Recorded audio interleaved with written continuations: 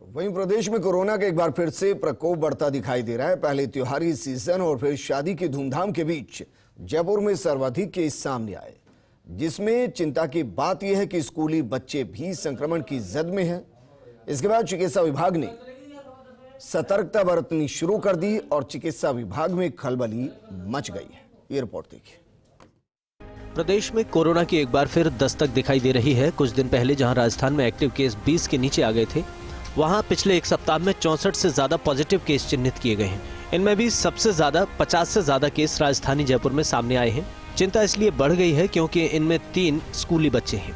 रामबाग स्थित SMS school में भाई बहन की रिपोर्ट कोरोना पॉजिटिव मिली है, जबकि इससे पहले महापुरा स्थित JPIC स्कूल का एक बच्चा भी कोविड पॉजिटिव मिला है।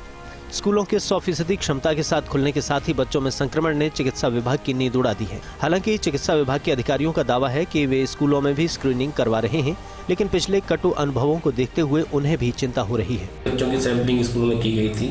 हम लगातार सैंपलिंग के अभी जब जनसंख्या बढ़ती बच्चे दिख रहे हैं, तो विशेष ध्यान रखते हुए और ज़्यादा फोकस इन स्कूलों पर रखेंगे। तेजी से हम वहाँ पर लोगों की सैंपलिंग कराएंगे और लोग अवेयर करेंगे कि इनकी जानकारी सावधानी बरतनी है। नहीं सर, हमने पहले भी रैंडम सैंपलिंग शुरू कर दी थी, किंतु जिस प्रकार से बच्चे पॉजिटिव आए हैं वो देखते हुए हम विशेष ध्यान रखेंगे स्कूल बच्चों के ऊपर और अब टीमों को निर्देशित किया जाएगा कि एक दिन के अंदर कम से कम 10 स्कूलों से या 20 स्कूलों से सैंपल इकट्ठा करें और रैंडम सैंपलिंग करें, जिससे कि बच्चों को यदि कोई संक्रमण होता है या तो उसको फैलने से रोका जा सके। विशेष योजना बना के हमारे RRT टीम भी और हमारे जो अवेयरनेस प्रोग्राम है वो भी स्कूल चलाया जाएगा, जिससे बच्चों को इस संक्रमण से मुक्त रखा जा सके। राजधानी के स्कूलों में बच्चे हो रहे कोरोना पॉजिटिव। पिछले दिनों में 3 बच्चे आ चुके कोरोना की चपेट में। SMS स्कूल में भाई बहन की रिपोर्ट आज आई कोरोना पॉजिटिव। इसके अलावा महापुरा स्थित JPIC स्कूल का एक बच्चा भी कोविड पॉजिटिव। बच्चे की दूसरी रिपोर्ट 2 दिन पहले आई थी पॉजिटिव। पिछले 24 घंटे में जयपुर में 10 नए पॉजिटिव केस चिन्हित किए गए।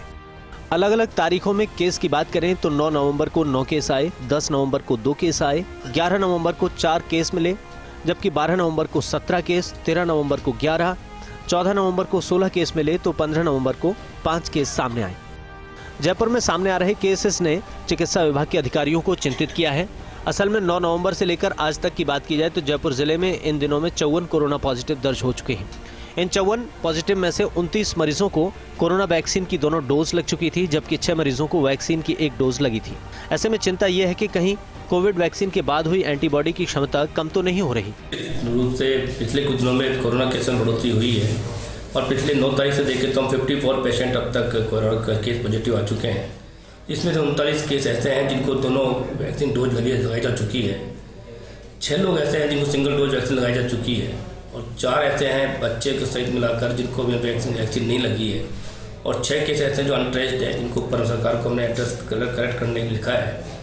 विशेष जो ध्यान रखने की बात यह है कि जिनको दोनों डोज लग चुकी है, उनके घर में बच्चे हैं, अभी वो वैक्सीनेशन नहीं हुआ है उनका, तो वो विशेष ध्यान रखें वो भी कि वो अपने को जब तक पूरा वैक्सीन नहीं हो जाए कोविड प्रोटोकॉल पालना करें। वैक्सीनेशन बाद भी हमको कोविड प्रोटोकॉल पालना करना अनिवार्य है, जिससे कि ये जो इन्फेक्शन है आगे नहीं बढ़े।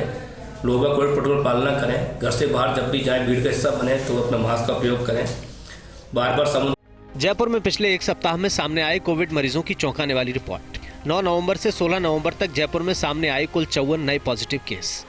इनमें से 39 मरीज ऐसे जिन्हें कोविड की लग चुकी दोनों डोज, जबकि 6 पॉजिटिव मरीजों को लग चुकी कोरोना की पहली डोज। इस दौरान बगैर वैक्सीनेशन वाले 4 लोग पॉजिटिव आए। 5 मरीजों को लेकर चिकित्सा विभाग की टीमें पड़ताल कर रही हैं।